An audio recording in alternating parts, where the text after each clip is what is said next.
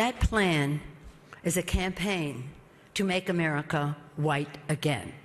It's a plan that says over 50% of the current legal immigration will be cut back.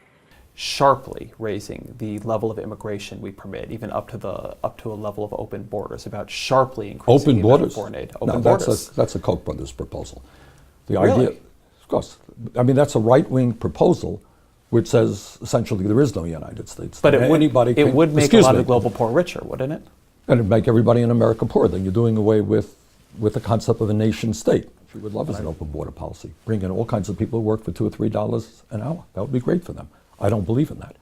We must create a system that converts the current flow of primarily low-skilled illegal immigrants into the United States into a more manageable and controlled flow of legal immigrants who can be absorbed by our economy. Let me elaborate. The first of these 7 principles is that illegal immigration is wrong, plain and simple. Until the American people are convinced that we will stop future flows of illegal immigration, we will make no progress on dealing with the millions of illegal immigrants who are here now and on rationalizing our system of legal immigration. It's plain and simple and unavoidable. When we use phrases like undocumented workers, we convey a message to the American people that their government is not serious about combating illegal immigration, which the American people overwhelmingly oppose. If you don't think it's illegal, you're not going to say it. I think it is illegal and wrong, and we have to change it. Above all else, the American people want their government to be serious about protecting the public, enforcing the rule of law, and creating a rational system of legal immigration that will proactively fit our needs rather than reactively responding to future waves of illegal immigration. People who enter the United States without our permission are illegal aliens, and illegal aliens should not be treated the same as people who entered the U.S. legally.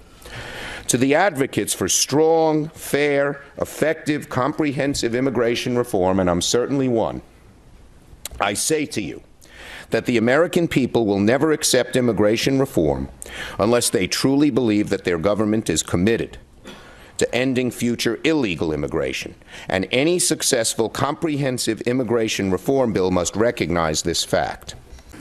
All Americans, not only in the states most heavily affected, but in every place in this country, are rightly disturbed by the large numbers of illegal aliens entering our country.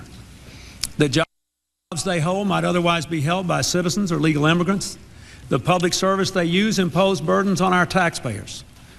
That's why our administration has moved aggressively to secure our borders more, by hiring a record number of new border guards, by deporting twice as many criminal aliens as ever before, by cracking down on illegal hiring, by barring welfare benefits to illegal aliens.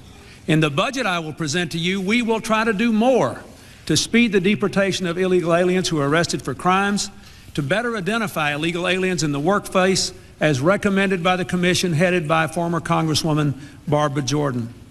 We are a nation of immigrants, but we are also a nation of laws. It is wrong and ultimately self-defeating for a nation of immigrants to permit the kind of abuse of our immigration laws we have seen in recent years, and we must do more to stop it.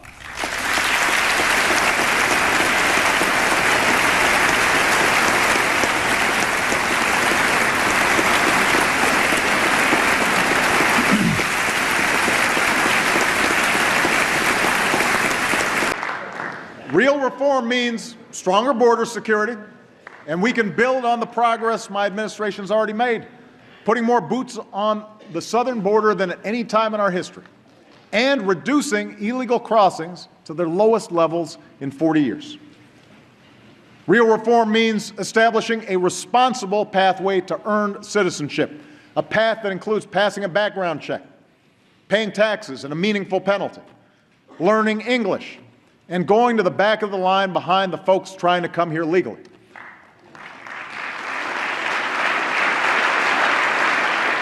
And real reform means fixing the legal immigration system to cut waiting periods and attract the highly skilled entrepreneurs and engineers that will help create jobs and grow our economy.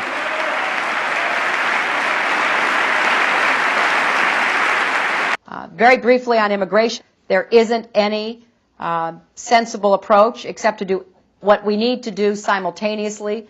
Secure our borders with technology, personnel, physical barriers if necessary in some places, and we need to have tougher employer sanctions, and then give them some earned right to legalization that will enable them to continue to work. If they've committed transgressions of whatever kind, they should be obviously deported. And that gets us to the immigration issue. If poverty is increasing and if wages are going down, I don't know why we need millions of people to be coming into this country as guest workers who will work for lower wages than American workers and drive wages down even lower than they are right now. And as we know, the principal industries which hire the bulk of illegal aliens, that is construction, landscaping, Lou, I just heard something. Those are all industries in which wages are declining. I don't hear that discussed on the Senate floor by the proponents of this amnesty legislation. That's right. They have no good response. I just read something today that a lot of people coming into this country are coming in as lifeguards.